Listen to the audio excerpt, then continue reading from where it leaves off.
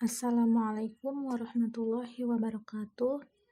Alhamdulillahirrahmanirrahim. Wa binasta'in wa ala umuri dunya waddin wa ala alihi wa sahbihi ajma'in. Maba'ad. Yang terhormat Ibu Dr. Anda Istihana MPD selaku dosen pengampu pada mata kuliah praktik observasi sekolah. Sebelumnya, izin memperkenalkan diri, saya Arin Nati, NPM 2011010022. Di sini saya akan mempresentasikan hasil observasi saya, yang dimana objek sekolah yang saya observasi adalah MTS Al-Hikmah Bandar Lampung. Sedikit informasi mengenai MTS Al-Hikmah Bandar Lampung adalah sebuah lembaga pendidikan yang setara dengan sekolah menengah pertama yang terletak di Jalan Sultan Agung, Gang Raden Saleh Raya, nomor 23 Kedaton, Kecamatan Kedaton, Kota Bandar Lampung. Observasi yang pertama adalah pengamatan kultur sekolah, di mana ada 17 aspek yang diamati. 1. Program 5S, senyum, sapa, salam, sopan, santun, sudah terlaksana. Itu bisa dilihat ketika seorang peserta didik menyapa gurunya yang berpapasan di koridor sekolah, kemudian salim. Dan juga bisa dilihat dari ketika kami bertanya kepada salah satu peserta didik, di mana peserta didik menjawab dengan sopan santun dan tidak lupa senyum ketika kami ucapkan terima kasih. Yang kedua, program Jumat Bersih sudah terlaksana, yaitu dilaksanakan di pekan kedua di tiap bulannya. Yang ketiga, upacara bendera sudah terlaksana. Perlu diketahui bahwa MTS Al-Hikmah Bandar Lampung memulai jam pembelajaran adalah pukul 13:10. Jadi diadakannya adalah penurunan bendera yang dilaksanakan di pekan ke-1 tiap bulannya di hari Sabtu. Yang keempat, upacara hari besar lainnya sudah terlaksana seperti hari kemerdekaan, hari guru, hari santri, dan lain-lain. 5. Program tahfiz sudah terlaksana, di mana semua peserta didik wajib menghafal minimal juz 30. Yang keenam, program kegiatan pembiasaan. Yang pertama ada kegiatan pelaksanaan ibadah bersama sudah terlaksana, yaitu dilaksanakannya sholat asar berjamaah di masjid sekolah atau yang dinamakan Masjid Al-Hikmah. Yang B, tadarus sudah terlaksana, yaitu dimulai sebelum memulai pembelajaran pertama. Yang C, penggunaan seragam sekolah sudah terlaksana, di mana ada 4 seragam, yaitu putih, seragam yayasan, pramuka, dan olahraga. Yang D, anjuran memanfaatkan waktu sudah terlaksana. Dapat dilihat dari warga sekolah dapat menyesuaikan dengan jadwal kegiatan yang ada di sekolah yang berjalan dengan efektif. Yang ketujuh, kegiatan berbaris sebelum memasuki kelas tidak terlaksana. Mungkin karena sudah masuk ke jenjang menengah dan murid sudah tertib, jadi tidak diadakan lagi berbaris. Nomor 8, program gerakan cuci tangan sudah terlaksana, karena dapat dilihat dari disediakannya banyak tempat cuci tangan di depan kelas. Yang ke-9, program pesantren kilat tidak terlaksana karena MTS Al-Hikmah adalah sekolah berbasis pondok pesantren. 10, program kelas meeting sudah terlaksana, yaitu dilaksanakan setelah murid melaksanakan ujian sekolah dan sebelum libur semesteran. 11, program kurban sudah terlaksana, itu dilaksanakan oleh yayasan untuk seluruh jenjang pendidikan yang ada di Yayasan Al-Hikmah. 12, program 5K, yang pertama kebersihan sudah terlaksana, yaitu dari dilaksananya piket di setiap kelas dan di lingkungan sekolah. Untuk keamanan sudah terlaksana karena adanya satuan pengaman yang menjaga lingkungan sekolah. Ketertiban berjalan dengan baik sehingga jarang sekali terjadi masalah. Keindahan juga sudah terlaksana karena banyak bunga-bunga yang tersedia di depan kelasnya. Kekeluargaan sudah terlaksana, yaitu karena terjalin dapat dilihat dari interaksi antara warga sekolah. Aspek yang ke-13, program piket membersihkan kelas setiap hari sudah terlaksana. Semua peserta didik menjalankan amanahnya masing-masing.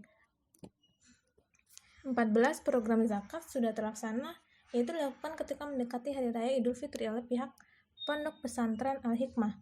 15, program amal Jumat sudah terlaksana, di mana anggota Rohis dan OSIS berkeliling ke setiap kelas membuka kesempatan kepada murid-murid untuk bersedekah di hari Jumat. 16, kegiatan pramuka sudah terlaksana, yaitu dilakukan semua siswa di hari Minggu. 17, kegiatan senam bersama sudah terlaksana, yang dilaksanakan di pekan ketiga tiap bulannya. Observasi yang kedua adalah pengamatan pembiasan sikap positif pada kegiatan pembelajaran. Ada 10 komponen yang diobservasi. Yang satu, siswa mencium tangan guru atau orang dewasa lainnya sudah terlaksana, yaitu dilakukan murid dengan baik setiap bertemu dengan guru. Yang kedua, siswa memperhatikan guru ketika kegiatan belajar dan mengajar sudah terlaksana, dapat dilihat dari kelas yang tidak berisik saat guru menjelaskan. Yang ketiga, siswa minta izin untuk keluar sudah terlaksana, diterapkan dengan minta izin kepada guru. Jika guru tidak ada, maka izin kepada ketua kelas. Yang keempat, siswa menggunakan bahasa yang baik dalam berkomunikasi sudah terlaksana. Siswa menggunakan bahasa yang baik ketika mereka berinteraksi kepada temannya, kemudian juga kepada guru. Yang kelima, siswa mentaati peraturan sekolah yang sudah terlaksana, walaupun ada pelanggaran yang dilakukan oleh siswa, tetapi itu jarang. Yang keenam, siswa jujur dalam mengerjakan tugas sudah terlaksana, di mana siswa mengerjakan tugas dengan sungguh-sungguh. Yang ketujuh, siswa mandiri dalam kelas sudah terlaksana. Siswa dapat mengerjakan tugas tanpa bimbingan gurunya.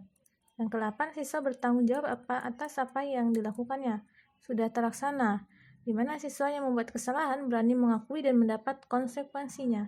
Yang kesembilan, siswa memiliki budaya menjaga kebersihan sudah terlaksana, dilihat dari kelas yang terjaga kebersihannya. Nomor 10, praktik bekerja sama. Yang pertama, siswa dengan guru sudah terlaksana, di mana siswa meminta guru untuk menjelaskan materi yang kurang paham, kemudian guru menjelaskan ulang. Siswa dengan siswa lainnya juga sudah terlaksana, di mana dalam kerja kelompok dan siswa meminta bantuan pada teman lainnya. Yang ketiga adalah pengamatan struktur organisasi dan tata kerja atau SOTK. Yang pertama yang diamati adalah ada visi dan misi sekolah sudah tersedia, yaitu tertera di dinding sekolah. Kedua, sosialisasi visi dan misi sekolah sudah ada, dilaksanakan di awal tahun ajaran baru. Bagian struktur organisasi sekolah sudah ada, yaitu tertera di kantor guru. Ada deskripsi tugas untuk masing-masing komponen organisasi sekolah sudah tersedia, tertera di kantor guru karena gabung dengan bagian struktur organisasi sekolah. Yang kelima, sosialisasi program kerja sekolah sudah terlaksana, yaitu disampaikan di awal semester ketika upacara. Yang keenam, sosialisasi tata tertib sekolah sudah terlaksana, yaitu dilakukan di awal tahun ajaran baru. 7, ada sarana dan prasarana sekolah. Untuk peralatan pendidikan atau media pembelajaran, papan tulis tersedia, penghapus tersedia, LCD tersedia, proyektor, speaker, televisi, meja, dan kursi juga sudah tersedia, yang dimana terdapat di ruang kelas masing-masing kecuali untuk LCD, proyektor, speaker, dan TV yang digunakan ketika diperlukan dalam suatu pembelajaran saja. Untuk buku dan sumber belajar sudah tersedia seperti buku cetak, LKS. Yang ketiga, bahan habis pakai sudah tersedia, di mana disimpan di dalam gudang. Untuk prasarana seperti ruang kelas sudah tersedia lengkap, terdapat 16 ruang kelas dari kelas 7 sampai kelas 9. Ruang kepala sekolah ada, ruang guru ada, ruang TU ada, ruang perpustakaan ada, sekolah olahraga ada, itu lapangan dekat lingkungan sekolah. KS ada, di mana satu ruangan dengan puskestran atau puskesmas pesantren. laboratorium ada, tempat ibadah ada, yaitu Masjid Al-Hikmah, toilet atau kamar mandi ada, yaitu khusus untuk guru ada, untuk peserta didik juga ada, kantin sudah ada di luar lingkungan sekolah. Selanjutnya adalah pengamatan pengelolaan pendidikan. Ada 6 aspek. Yang pertama, pengelolaan kesiswaan. 1.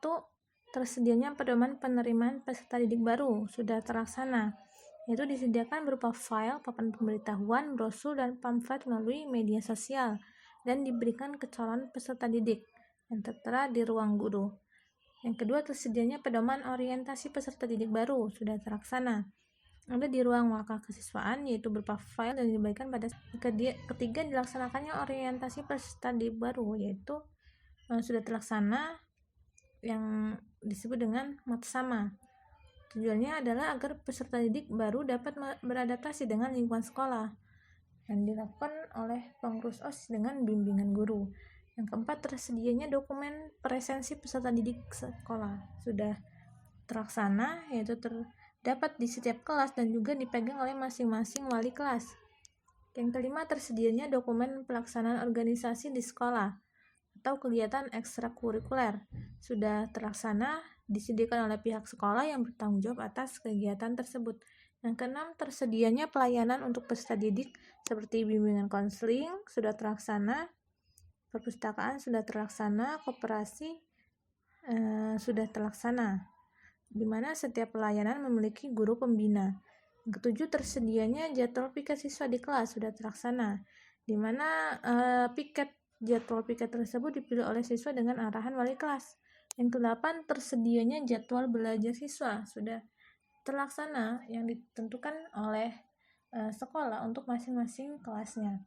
Kesembilan, tersedianya kegiatan kokurikuler di sekolah, di mana kokurikuler tersebut adalah kegiatan untuk penguatan sudah terlaksana, yaitu adanya kelas bahasa Inggris di hari Sabtu. Aspek yang kedua adalah pengelolaan kurikulum.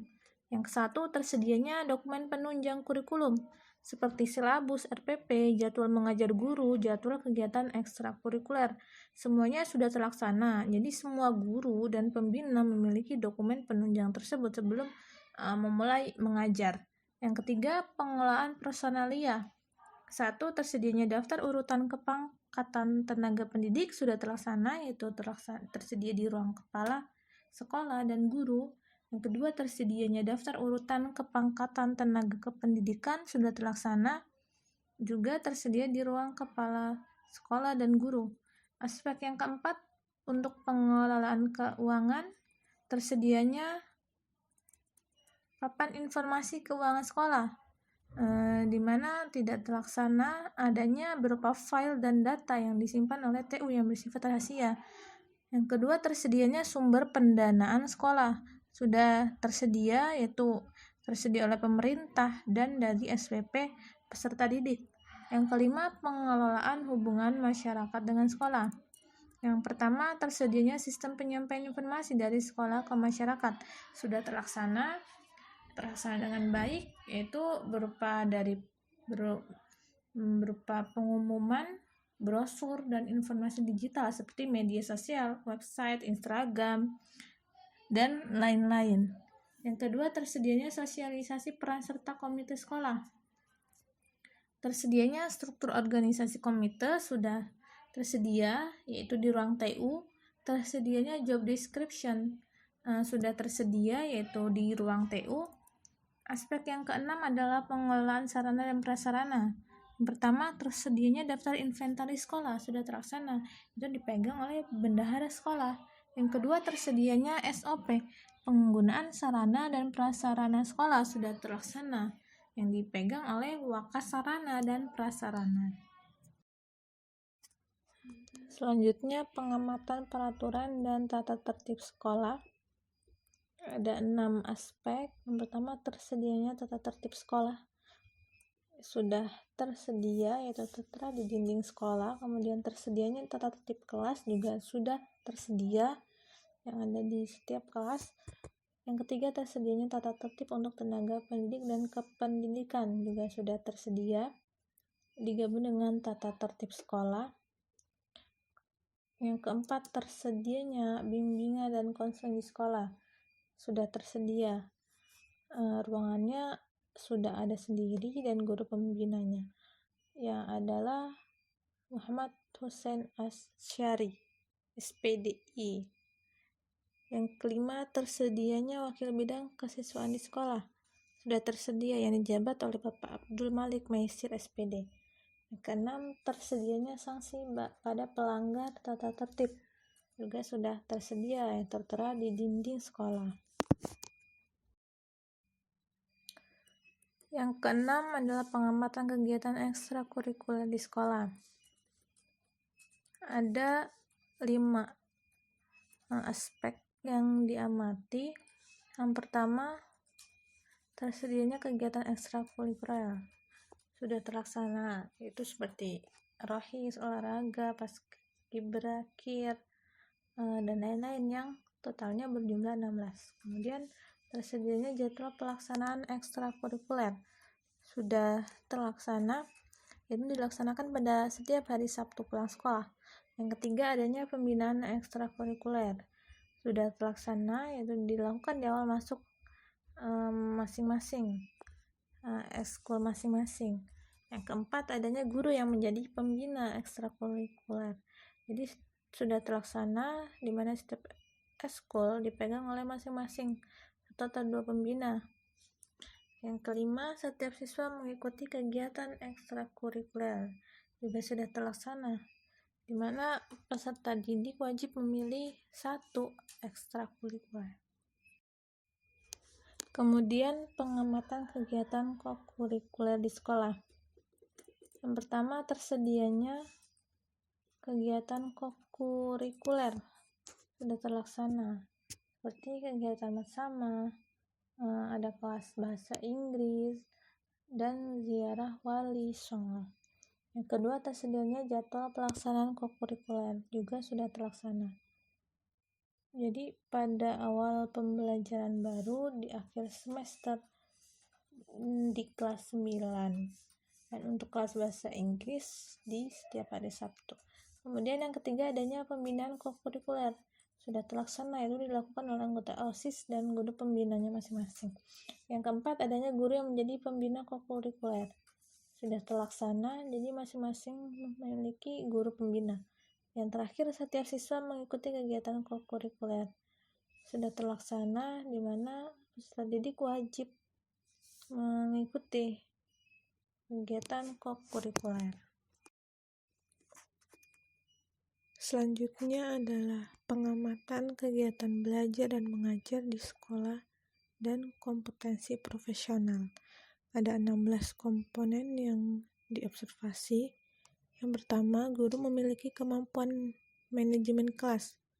Sudah terlaksana dengan baik, dapat dilihat dari kelas yang tidak berisik saat dimulainya berjalannya pembelajaran. Yang kedua, menggunakan kurikulum standar nasional. Sudah terlaksana, di mana MTS Al-Hikmah menerapkan kurikulum 2013. Yang ketiga, guru sudah menyusun RPP sebelum mengajar. Sudah terlaksana karena menyusun RPP wajib dilakukan guru sebelum memulai pembelajaran. Yang keempat, guru sudah menguasai materi dengan baik. Sudah terlaksana. Dari yang diamati, guru menjelaskan dengan baik dan lancar tanpa melihat buku atau sumber belajar. Yang kelima, guru sudah memiliki keterampilan menyusun metode pembelajaran.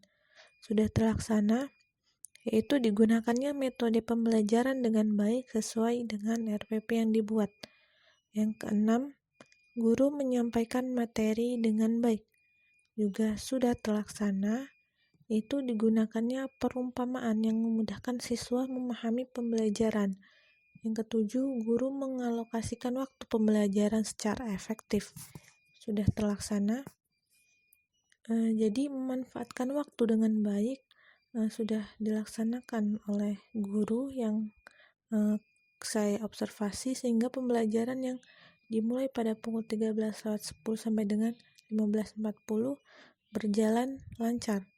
Yang kedelapan, guru menerapkan pembelajaran student center juga sudah terlaksana, yaitu agar murid lebih ingin tahu dengan materi pembelajaran. Guru juga menggunakan metode active learning. Yang 9, guru menggunakan media sebagai penunjang kegiatan pembelajaran. Sudah terlaksana, jadi guru menggunakan struktur tulisan yang dibagikan ke setiap murid. Yang 10, guru menggunakan media pembelajaran yang baik dan efektif. Sudah terlaksana, jadi dari struktur tulisan itu dapat memuat intisari materi yang sangat efektif dipahami oleh murid. Yang 11, guru memberikan kesempatan siswa untuk bertanya. Sudah terlaksana, yaitu dilakukan setelah menjelaskan setiap subbagian materi. Guru akan menanyakan kepada siswanya siapa yang belum memahami. Yang ke-12, kegiatan pembelajaran interaktif sudah terlaksana.